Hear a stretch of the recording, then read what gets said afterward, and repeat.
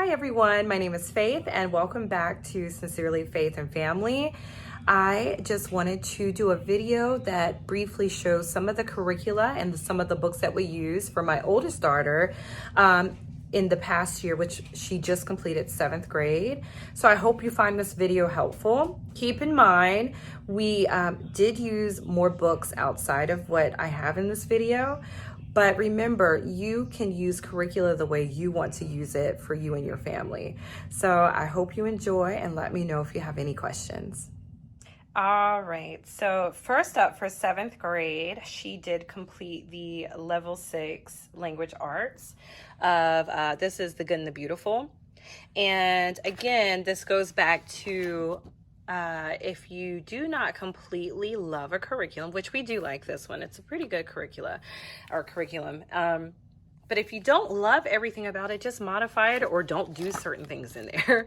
So this seems to work pretty well for us. It is a good solid curriculum with beautiful pictures, usually, if I can find any.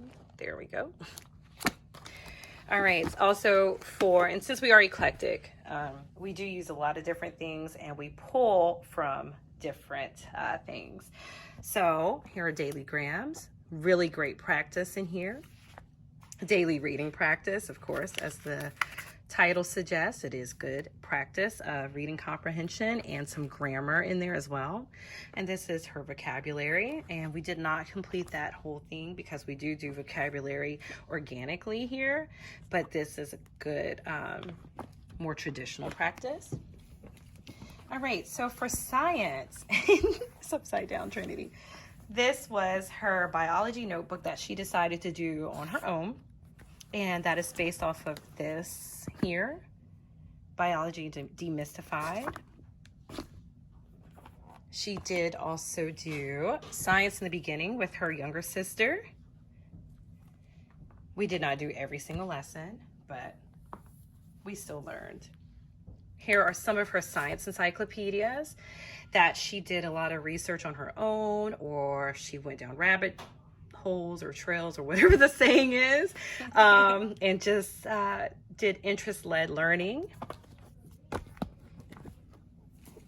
She loves looking up videos on YouTube as well. For math, she used teaching textbooks. We also did some work out of Learn Math Fast, really great explanations in here. And we did daily practice with Math Minutes, and it is very quick, but it is efficient.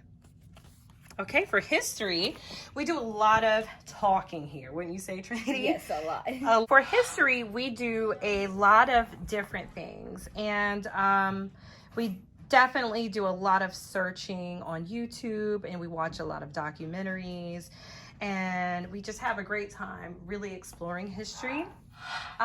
For world history, we did Knotgrass history. And this is a Christian curriculum. And like I said, I do like to use a lot of secular curriculum, especially for history, because sometimes I just feel like it is presented from a different perspective. And I could probably do a whole different video on that one. But we really enjoy the pictures in here as well. But it was pretty versatile and diverse with the amount of places she got to, I guess, visit through reading about, through reading about, or reading from this book about history, if I said that correctly. This right here, oh, that was the second book, wasn't it, Trin? Sorry. It's okay. So our creative world that comes with that curriculum, there's a lot of primary sources in here, which I appreciated. And once again, if we don't agree with the way something is presented, we do extra research and we have a lot of discussion. Okay, and that's book number 1. Oh, I like that picture. So yeah, we won't do a full flip through. And a timeline. Okay. She also does a lot of reading. She is my super reader. So I did not pull out every book because we would be here probably until tomorrow. But these 2 books were great in She loved them. I think she enjoyed both of those about the same, or which one did you like more? I think I liked Malala a little bit better, Mm-hmm. but I did like Frederick Douglass a lot, and I especially like the speeches at the back. Oh, yes, yes. Those were very good. I imagine that this one was a little bit easier to understand with it being the Young Readers Edition. Yeah. Okay, so why don't you tell them some of these books? You can just read some of them. So this is Piecing Me Together, and I definitely enjoyed that book. Mm-hmm. And then The War That Saved My Life and The War I Finally Won series, those were very good. And I thought it was very interesting, and it takes place during World War II. And then we have The Night Diary and Amal Unbound, and I love those books a lot. And this one was especially interesting, and in the front they actually have a map. Oh, yeah. See, I almost forgot to. Yes, this one is a great book. So you can kind of see what I do here. Do not look at my chicken scratch. But I try to take notes or kind of put post-it notes where I want her to stop and write something or consider something or talk to me about something. So then we have Mara, Daughter of the Nile, and I love that book. It was almost like a historical love story. And then we have Inside Out and Back Again. I love that book a lot, and it was very interesting. So we got to visit different places that we can't just hop on a plane and go to right now in different time periods. We were time traveling through books. Yay. One of our favorite ways to learn about history, right? Right. Historical fiction. Echo, and it takes place in 3 different times of history, all connected through a harmonica. I'm pretty sure that's what it is. Yeah. And then I have my 2 favorite series, Harry Potter and Keeper of the Lost Cities. And maybe you can do a completely different video about I'd how love to. everyone should read that, huh? Yes.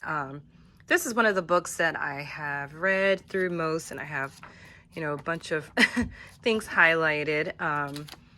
And it gives some great hints on how to do narration. We are not a full Charlotte Mason homeschooling family, but this is part of our eclectic style, and this has been very helpful with figuring out narration. This is where we kept a lot of my daughter's narrations from this past year, and what I'm going to do is just take it out of this cute little notebook and put it in her portfolio. But this is where she did a lot of her own research, where she went down her own rabbit trails, or if I gave her a topic to research, this is where she wrote a lot of that. So World War II and racism. I was really excited to see everything that she had to say about that, and history of the United States. I think this was just a regular narration from a young people's history of the United States, what she read that day. This is more World War II, which I think I treated this one as an assessment. I think we were doing some, I do this thing with them where we talk about important people. Haven't thought of a nice creative name for that, but where we just look up important people that did important things all across the world, and we just kind of learn about them, and that way we learn about the places that they are from. So that's been cool. We love doing that.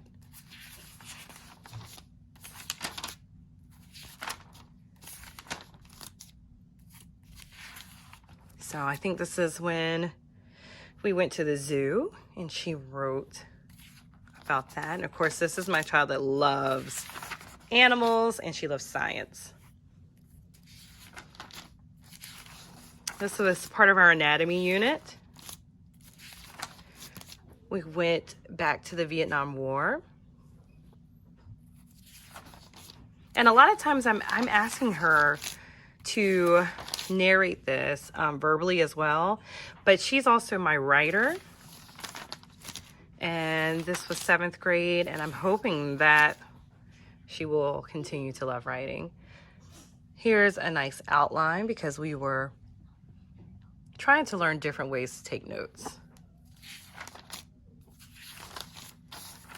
This is robots. I love her little titles. She also loves sharks. So this is something she chose to do. But those are just some of her narrations, and I hope that this is helpful. And yeah, let me know if you have any questions. Well, as I said, we are Christian, but we do tend to use a lot of secular curricula. So we like to sometimes keep oftentimes keep our Bible separate so that I can make sure it is theology that we agree with. And so this is what my oldest used from. We used some of this in 6th grade year and 7th grade. So it's been great. And she just reads from the actual Bible. So we either use ESV or CSB. I hope I'm getting the acronyms right. But yes, that's it. Oh, and we also, I'll have to do a separate video with some of the other things that we use for Bible. Okay, let's show them your portfolio. This is where she kept a lot of her, or most of her completed work.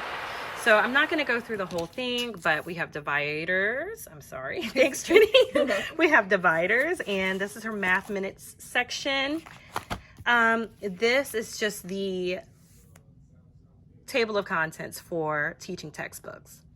So I can have that on hand. And we also have Learn Math Fast in that section, I believe. So we have a lot of her history in here. A lot of her history. We do a lot of narration here as well, whether she writes her narration or does a speech. We do a lot of talking, a lot of open-ended questions, so she can just learn to think critically about the world around her. So this is just an easy way to store her completed work. And if your state requires you to keep a portfolio, mine does not at this time, but if your state requires you to keep one, you don't have to keep as much as we do, but I just like to keep most of her work. Peace, love, light, and blessings to you and yours. Oh, thank you for watching. Please like and subscribe, and let me know if you have any questions.